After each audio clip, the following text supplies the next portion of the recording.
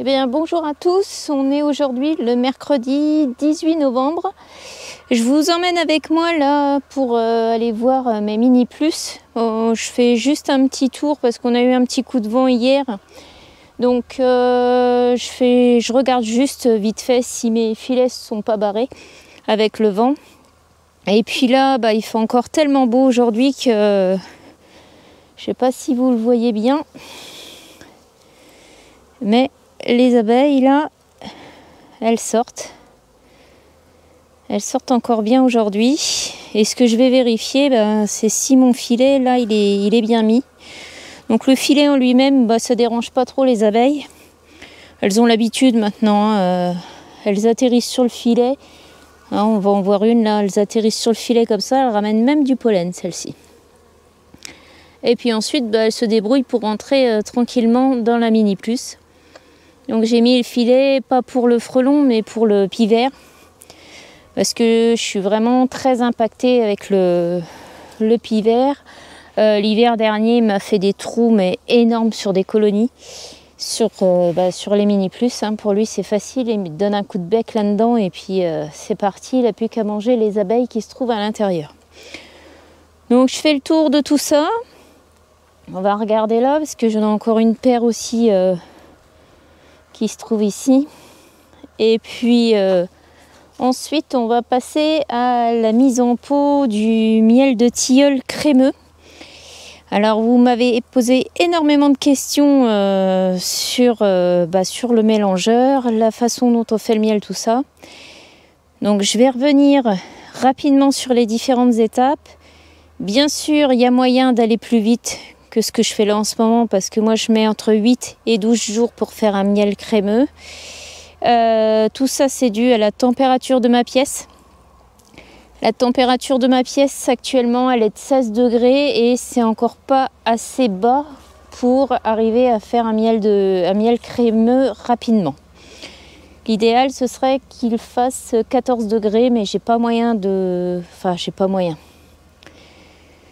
J'envisage pas de climatiser la pièce rien que pour faire du miel crémeux. Après faut pas exagérer non plus. Je l'avais mis dans mon sous-sol parce que l'été c'est l'endroit où il fait le plus frais.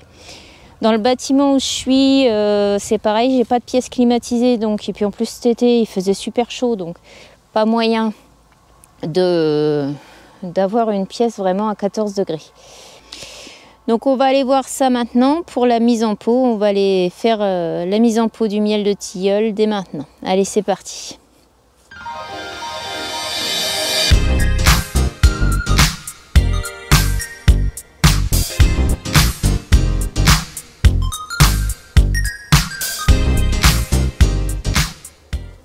Alors, on se retrouve avec Pauline pour faire la mise en pot du miel de tilleul crémeux.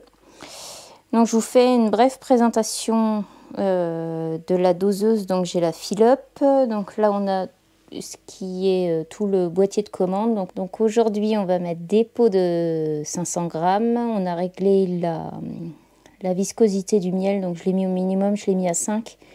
En fait, c'est le retour de la pompe pour éviter que ça ne coule au niveau du bec ici où le miel arrivera.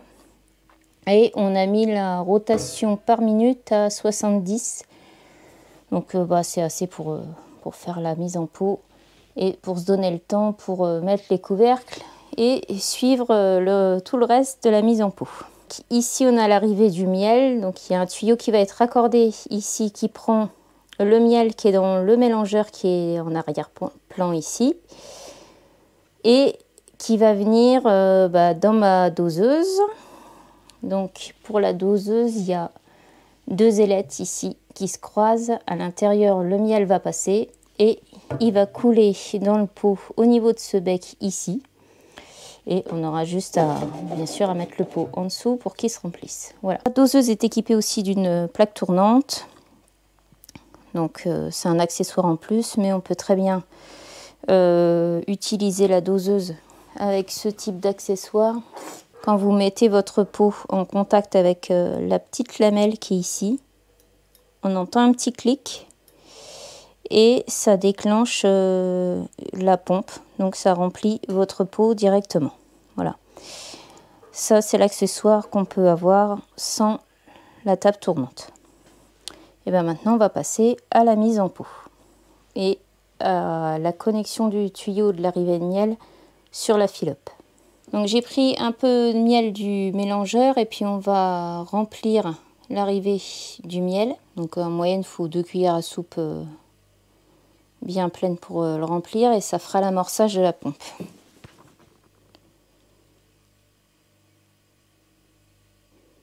Donc voilà, je pense qu'on en a mis assez. Et puis on va connecter le tuyau à la doseuse. Et donc il nous reste plus qu'à serrer les 2 écrous. Et il est là. Voilà. Et puis on se retrouve après pour la mise en pot. Donc là j'ai mis mon tuyau dans le mélangeur, le tuyau donc qui va ramener le miel du mélangeur jusqu'à ma pompe doseuse. Donc tout est raccordé, donc on n'a plus qu'à mettre en route pour que la pompe absorbe le miel.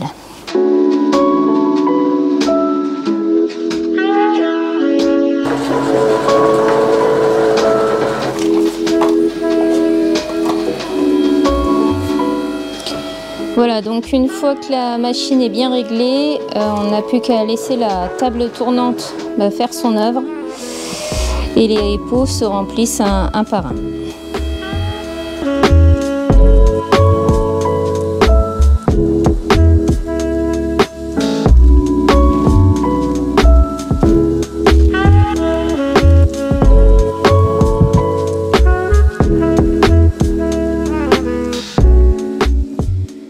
Bon puis nous on va vous laisser, on va aller se regarder une petite série Netflix pendant que la machine fonctionne toute seule.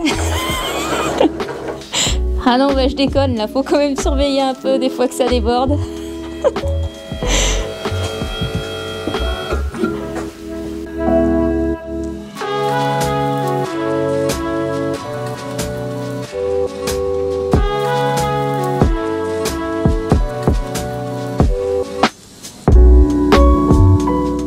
Donc là on est à la fin de mon mélangeur, il doit rester un petit peu plus de 20 kg dans le mélangeur je pense.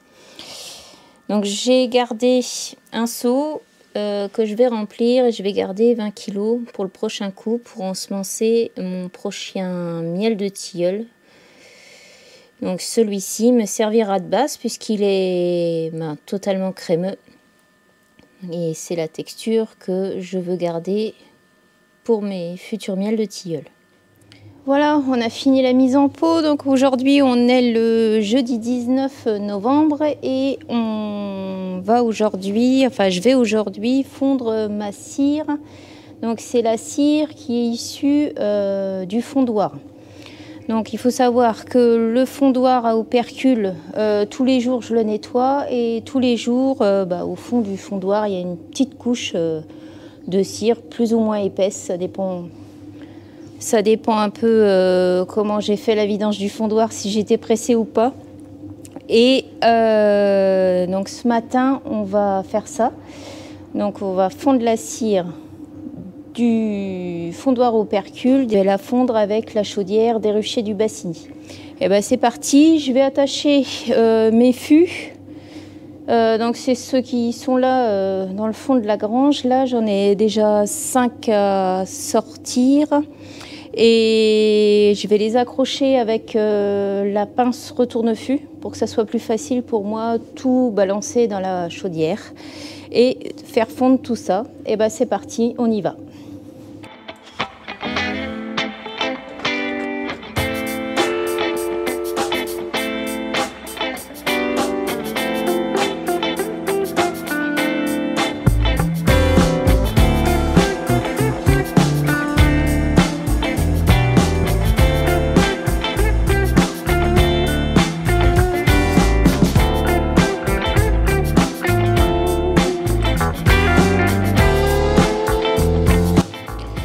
Voilà, la pince est fixée, j'ai plus qu'à attacher mes fûts.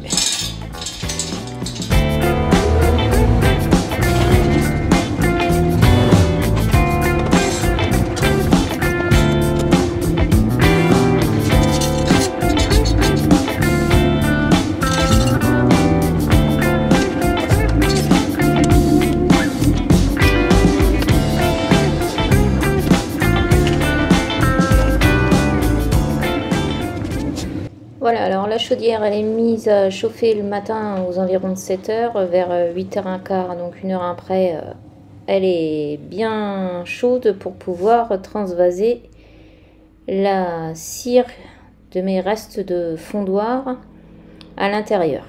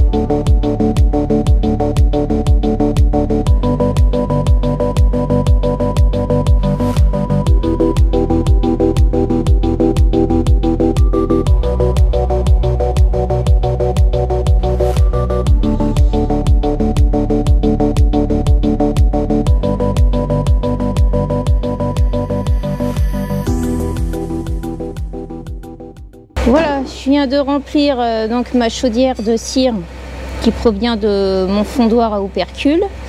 Et là, je suis en train de remplir, alors, je ne sais pas si vous voyez bien, la double paroi, donc qui fait office de bain-marie. Et ensuite, quand l'eau sera bien chaude, ça va créer tout un voile de vapeur qui va faire fondre ma cire d'opercule. Voilà. Donc là, je vais remettre en route ma chaudière et puis c'est parti pour 1 heure de fonte.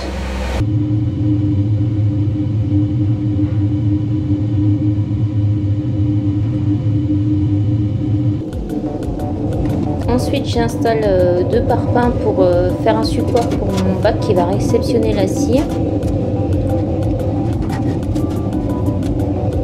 Et j'installe ensuite une passoire pour retirer le plus gros des impuretés qui va couler de la chaudière avec la cire. Au bout d'une demi-heure, on a la cire qui commence à couler.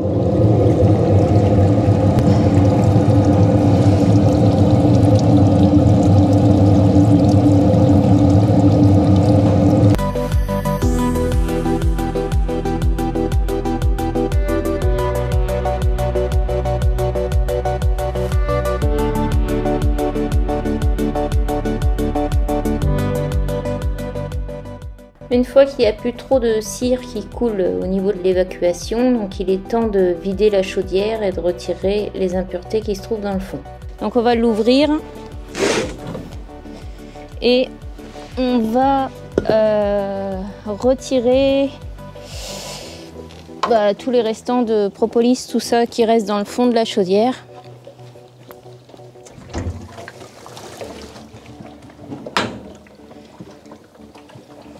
Voilà.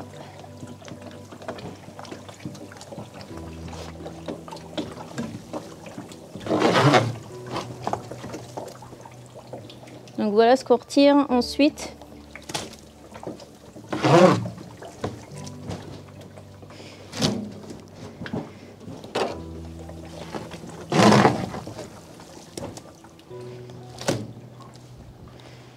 Hop, je vous prends avec moi pour voir un peu plus près ce que ça donne.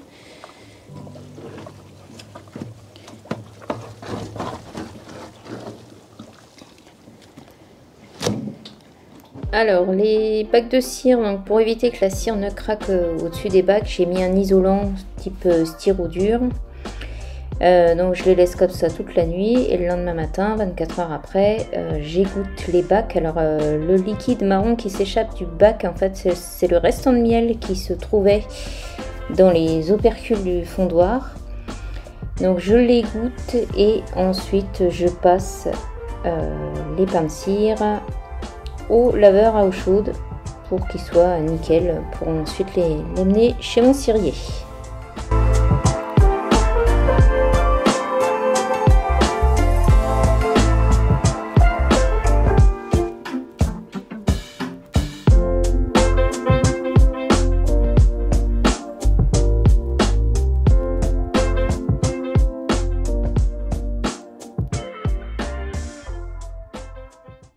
Voilà, on arrive à la fin de cette vidéo. On est dimanche, avec un peu de chance, vous la verrez aujourd'hui ou sinon ce sera demain lundi.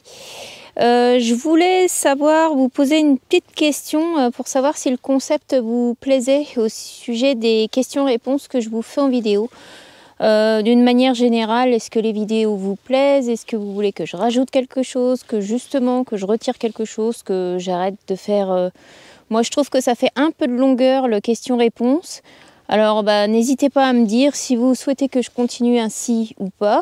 Parce que j'essaie, dans la mesure du possible, de répondre à toutes les questions. Des fois, je ne peux pas répondre à tout le monde, y compris pour les questions de diagnostic des personnes qui me disent « j'ai pas traité, j'ai pas nourri ».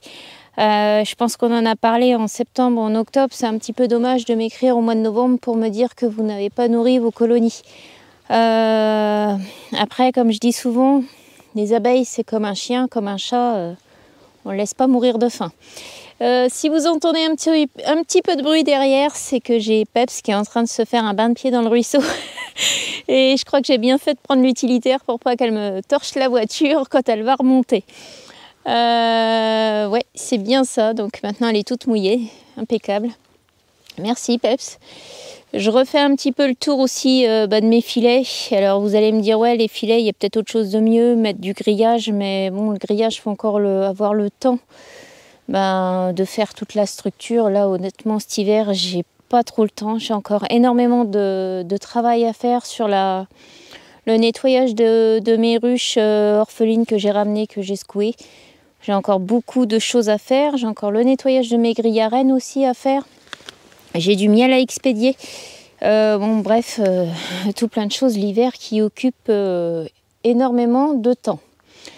Oui, donc alors pour finir, je voulais vous dire que les grandes lignes pour faire un miel crémeux, donc c'est bien sûr de partir avec le miel que vous voulez ensemencer et le miel que vous apportez comme semence. Et l'idéal, c'est que les deux soient en dessous de 18% d'humidité. Si vous faites l'erreur d'utiliser des miels dont vous n'êtes pas sûr d'avoir la bonne humidité, en fait ça risque de faire un miel déphasé. Donc c'est un miel où vous allez avoir une couche solide en dessous de votre peau et une fine couche liquide en surface. Donc c'est pas du tout ce qu'on veut. Il faut idéalement avoir une pièce à 14 degrés. La pièce à 14 degrés, c'est celle qui déclenche la cristallisation du miel, cette température-là. Et elle fait aussi en sorte que vous ayez un grain plus fin. Donc c'est pour ça que moi je veux faire du miel crémeux, c'est pour éviter de vous envoyer un miel liquide qui va cristalliser et faire du gros grain par la suite, comme le miel de tilleul ou le miel de forêt. On a souvent ces problèmes-là. La cristallisation, c'est normal au niveau du miel, hein, c'est sa maturité. Mais c'est vrai que chez certaines personnes, en bouche, ça vous fait un grain assez grossier. Donc certains clients n'aiment pas ce miel donc avec du grain à l'intérieur. Donc c'est pour ça que moi maintenant, tous mes miels sont en miel crémeux. Comme ça, j'ai plus de problème de cristallisation à ce niveau-là. Donc pour faire votre miel crémeux, la clé, je dirais, c'est d'avoir de la patience de le faire. Moi, n'ayant pas la pièce à 14 degrés, je ne peux pas me permettre de faire ce miel-là en moins de 8 jours. Donc il faut prendre son temps. C'est comme toutes les bonnes choses.